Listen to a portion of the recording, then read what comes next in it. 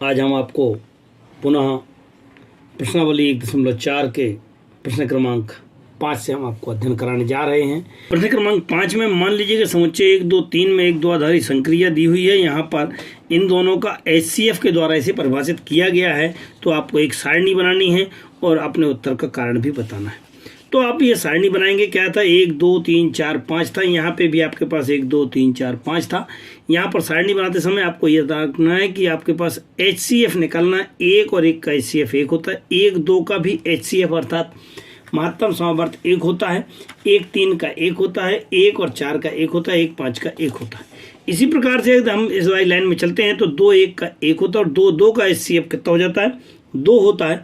इसी प्रकार से हम कह सकते हैं कि यहाँ पर 2, 4 का HCF कितना होगा 2 होगा और 2, 5 का 1 होता है, क्योंकि इसमें कुछ भी कॉमन नहीं है।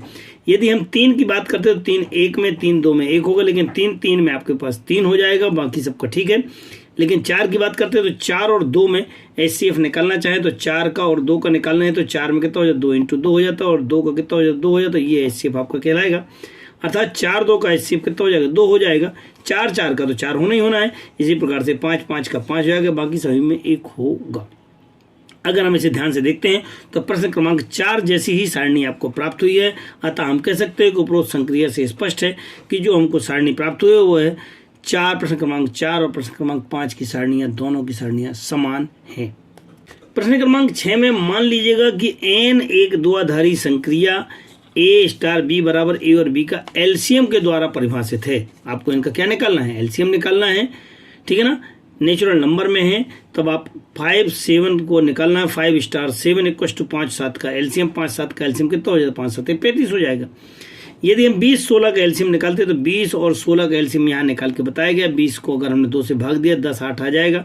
2 से भाग दिया 2 पंचे 10, 2 चौको 8 के 2 का भाग दिया है तो यहाँ नहीं जा रहा तो 5 जो कहते हो 2 दूनी 4। इस प्रकार से इन सबका गुणा करने के बाद हमारे पास LCM कितना आएगा 80। तो हम कह पाएंगे कि 20, 16 का LCM कितना होता है 80 होता है। क्या संक्रिया क्रमण में है? हाँ है, क्योंकि हम 5, 7 का निकाले हैं, 7, 5 का निकाले। अरे आंसर तो वही आने वाला है। 15, 20, 16 का निकाले हैं, 16, 20 का, क्योंकि संख्याएं तो आगे पीछे लिखने के बाद कोई दिक्कत ही नहीं। हाँ, स्पष्टता ये जो है ना, आपके पास LCM आपका समान होगा। अतः ये क्रमण नियम का पालन करता है। क्या यह सहचर्य नियम का पालन करता है? जैसे हमने क्रमण नियम का पालन कराया उसी प्रकार से सहचर्य का भी पालन करता है, क्योंकि ABC का यदि हम A स्टार BC निकालें तो A स्टार BC का LCM, और अगर A के साथ करते तो तीनों का LCM। अरे भाई तीनों का LCM चाहे पहले हम इन 2 के साथ निकाल लें या इन 2 के साथ निकालें, LCM तो तीनों नंबर का वही है ना, क्योंकि नंबर को हम कैसे भी आगे पीछे करते रहें। इसलिए ये जो है ना एक सहचर्य नियम है।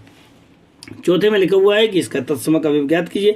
तत्समक अवयव क्या होगा 1 होगा। यदि हम 1 के साथ इसका LCM निकालते हैं, 1 और 1 का LCM कितना होता है सदैव A होता है। अतः हम कह पाएंगे कि यदि हम 1 के लिए चेक करते हैं तो 1 स्टार A या A स्टार 1 के लिए चेक करते हैं तो उसका मान कितना हो जाता है A हो जाता है। अतः यहाँ हम कह सकते हैं इसका तत्समक अवयव कौन है 1 होता है। 5वें क्वेश्चन में लिखा हुआ है n के कौन सा अवयव स्टार की संक्रिया के लिए व्युत्क्रमणीय है? केवल 1 है। 1, 1 का अगर निकालते तो 1 आता है, अर्थात इसका भी निकालेंगे तो ही 1 आ जाएगा, इसका निकालेंगे तो। अतः हम कह सकते हैं संक्रिया के लिए 1 के लिए ही व्युत्क्रमणीय है। अगर हमने 2 अंक दूसरे ले लिए 2, 2, 3, 3, 4, 4 ले लिए तो वो उसका व्युत्क्रमणीय नहीं होता है। यहाँ पर हम कह पाएंगे कि 1 के लिए ही ये दी गई संक्रिया। क्रमांक 7 में 1, 2, 3, 4, 5 में A और B का LCM के द्वारा परिभाषित करना। अभी हमने पिछले 5 नंबर के क्वेश्चन में HCF था, यहाँ LCM निकालना है और चेक करना है कि यह द्विआधारी संक्रिया है कि नहीं है। अगर है तो उसका औचित्य भी बताना, नहीं है तो क्यों है। 1, 2, 3, 4, 5, 1, 2, 3, 4, 5 यदि हम इन दोनों का LCM निकालना है, ध्यान रखना है क्या निकालना है LCM निकालना। तो LCM में 1, 1 का LCM तो 1 हो जाएगा। 1, 2 का LCM 2, अर्थात बड़ा नंबर आता है। 1, 3 का 3, 1, 4 का 4, 1, 5 का 5। यदि हम 2 का इनका निकालें तो 2 और 3 का LCM कितना हो जाता है 6 आ जाता है। 2 और 4 का निकालें तो 2 और 5 का निकालें तो 10 हो जाता है। हमने इस प्रकार से इस LCM को हमने आसानी से सारणी में पुटअप करने का प्रयास किया है। 4 के साथ निकालते तो 4, 1 का 4, 4, 4 3 12, 4 1 4 और 4 पंचे 20। लेकिन ये कुछ अवयव ऐसे हैं जो इस समुच्चय में नहीं है, अतः ये संक्रिया को फॉलो नहीं करते। हम कह सकते हैं कि 3 स्टार 2 बराबर 6 या 2 स्टार 3 = 6 के 5 स्टार 2 = 10 या 2 स्टार 5 = इनका LCM 10 होता है, जो कि 10 क्या है इसका अवयव है क्या समुच्चय का अवयव नहीं है, अतः यह जो है ना आपकी द्विआधारी संक्रिया परिभाषित नहीं है, यह संक्रिया आपकी परिभाषित नहीं। प्रश्न क्रमांक 8 में मान लीजिएगा कि n a स्टार b से a b में HCF के द्वारा परिभाषित है। किसके द्वारा? HCF के द्वारा परिभाषित है। तो क्या ये क्रमनिमेय है, सहचर्य है कि नहीं, आपको पता करना। अरे a स्टार b बराबर a b का HCF निकालना। आप a b का HCF निकालो, a b का HCF निकालो, दोनों इक्वल हैं, अर्थात a स्टार b बराबर b स्टार a होगा। तो हम कह पाएंगे कि यह संक्रिया कैसी है, क्रमनिमेय नियम का पालन करती है। इसी प्रकार से सहचर्य के लिए हम पहले बता चुके हैं हम आपको a star b star c निकालना। तो पहले इन दो का HCF और बाद में तीसरे का HCF। अरे भाई तीनों नंबरों का HCF निकालना है, यहाँ पे भी तीनों का निकालना, पहले इन दो का निकालो या इन दो का निकालो, नंबर तो वही है ना, नंबर चूंकि दिए गए नंबर आपको कोई क्रम में परिवर्तित हो सकता है, अतः ये दिए गई तीनों संख्याएं कैसी होंगी, आपकी HCF संभव हो सकता है, अर्थात ABC और ABC का HCF सदैव समान होता। तो हम कह पाएंगे कि A star B bracket star C equal to A star BC ये संभव है, अतः सहचर्य नियम इसके लिए सत्य है। अब इसी क्वेश्चन में लिखा है तत्समक के लिए, तत्समक हो सकता है क्या? अरे भाई HCF में तत्समक होते ही नहीं है, क्योंकि HCF के लिए वही नंबर आना चाहिए था, AE बराबर A इंटू E बराबर कितना आएगा, E आएगा, जबकि इसका आंसर क्या आना चाहिए था, A आना चाहिए था, जो कि यहाँ पे संभव नहीं है, अतः इस संक्रिया के लिए तत्समक अवयव नहीं है। प्रश्न क्रमांक 9, मान लीजिएगा परिमेय संख्याओं के समुच्चय Q के लिए एक परिभाषित संक्रिया दी हुई है, तो यह बताइए कि दी गई संक्रिया क्रमनिमेय है और सहचर्य है कि नहीं है, अगर है तो कौन कौन से में है। बिल्कुल सिंपल सी क्वेश्चन है, ये क्वेश्चन IMP है, इसमें आपको अपने मन से अपने नंबर लेकर के आपको इसको सॉल्व करने का प्रयास करना है। प्रश्न क्रमांक 1 में A star B equal to A minus B है, माइनस करना पहले में से दूसरे को। मान लिया कोई सा भी नंबर मान लिया है, A बराबर 1/2 1/3 या कोई सा भी आप नंबर लेके चले, और हमने A स्टार B निकाला, दैट मीन्स घटा दिया, घटाने पे देखा कि 1/6 आ गया। यदि मैंने B स्टार A किया है तो किसमें से किसको घटाना है, इस बार अभी 1/2 में से 1/3 को घटाया था, यहाँ 1/3 में से पहले में से दूसरे को घटाना रहता है।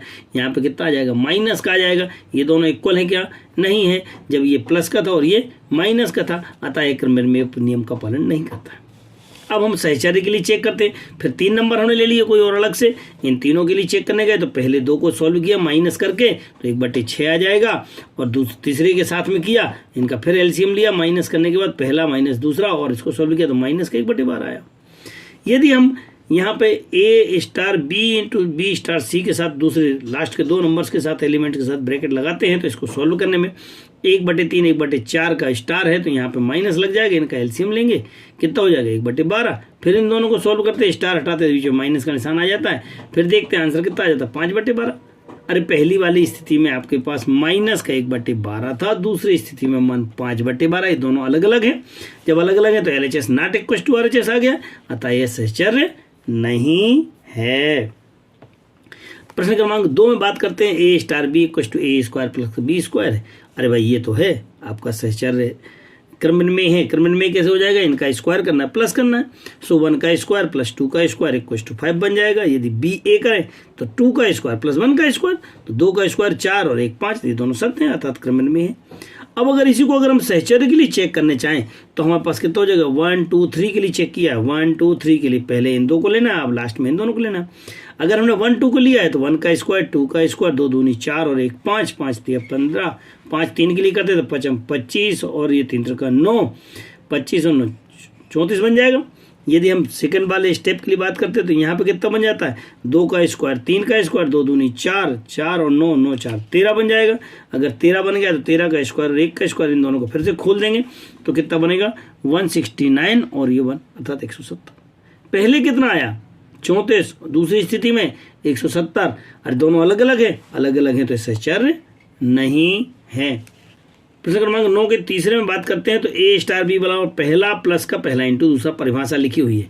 हम कोई से भी 3 नंबर काउंट कर लेते हैं 1 2 3, और हमने यदि पहले 2 नंबरों के लिए किया तो 1 इंटू 2, तो पहला जो कहते हो उन दोनों का मल्टीप्लाई प्लस 2 एकम 2 और 1 3।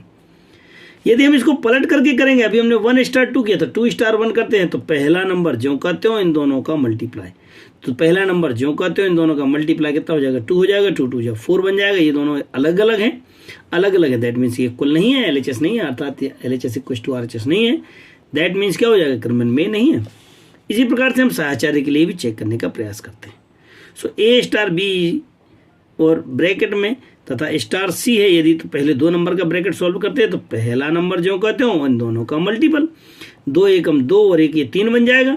जैसे 3 स्टार 3 बनेगा तो 3 स्टार 3 को कैसे करेंगे, तो पहला नंबर इन दोनों का मल्टीप्लाई, तो 3 और प्लस का 3 का 9, 9 3 12 बन जाएगा। यदि हम यहाँ पे पीछे लास्ट में ब्रैकेट यूज करते हैं तो लास्ट के ब्रैकेट के लिए पहला नंबर प्लस दोनों का मल्टीपल, तो 2 और 3 दूनी 6, 6 और 2 8, फिर इन दोनों करते हैं तो पहला नंबर जो कहते हो और इन दोनों का मल्टीप्लाई, तो 8 एकम 8, तो 8 और 1 9, ये कितना था 12 था, ये कितना है 9 है। निश्चित रूप से ये सहचर्य नहीं है, अर्थात प्रश्न क्रमांक 3 क्रमबद्ध में भी नहीं है और सहचर्य भी नहीं है। अगर हम चौथे की बात करते हैं तो a माइनस बी का होल स्क्वायर है।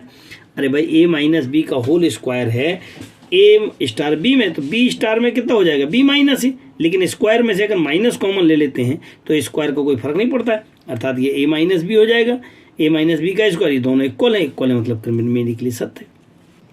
साहचर्य के लिए बात करते हैं तो a star b star c, अर्थात पहले 2 के लिए चेक करना है, तो पहले 2 में से पहले में दूसरे को घटा दिया और उसका स्क्वायर निकाल लिया, कितना आ जाएगा, 1 में से 2 गया 1 1। अब इन दोनों को हल करना है तो पहले का स्क्वायर पहले माइनस दूसरे का होल स्क्वायर, तो 1 माइनस 3 का होल स्क्वायर, 1 माइनस 3 कितना बन जाएगा 2, और 2 का स्क्वायर कितना बन जाएगा 4 बन जाएगा। अगर हम तीसरी स्थिति में बात करते हैं यहाँ पे, तो लास्ट के 2 स्टेप में ब्रैकेट है, लास्ट के 2 ब्रैकेट हैं, इन दोनों को सॉल्व किया कितना आ जाएगा 2 माइनस 3, क्योंकि हमारी परिभाषा थी पहला माइनस दूसरा, सो पहला माइनस दूसरे का स्क्वायर, 2 माइनस 3 कितना हो जाएगा 1, 1 का वर्ग 1, इन दोनों करते 1 में से 1 गया 0, 0 का वर्ग 0। अरे भाई फिर अलग अलग हुआ, देख लो अब यहाँ 4 था यहाँ 0 आया, तो दोनों अलग अलग है, दैट मीन्स सहचर्य नहीं है।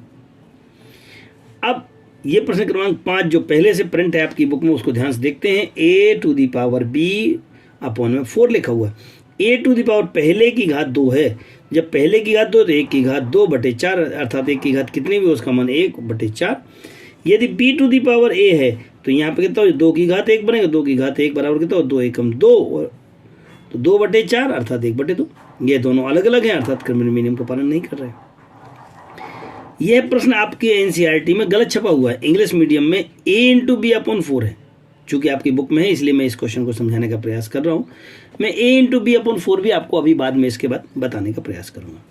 सो a to the power b upon 4 के लिए यदि सहचर्य का पालन करते हैं तो a b, तो a 1 इंटू 2 इंटू 3 है, तो 1 टू दी पावर 2 अपॉन में 4, इसको सॉल्व किया तो 1 का स्क्वायर 1, तो 1 इंटू 4 3 में चेक करने गए तो 1 इंटू 3 में पहले नंबर का क्यूब, पहले नंबर का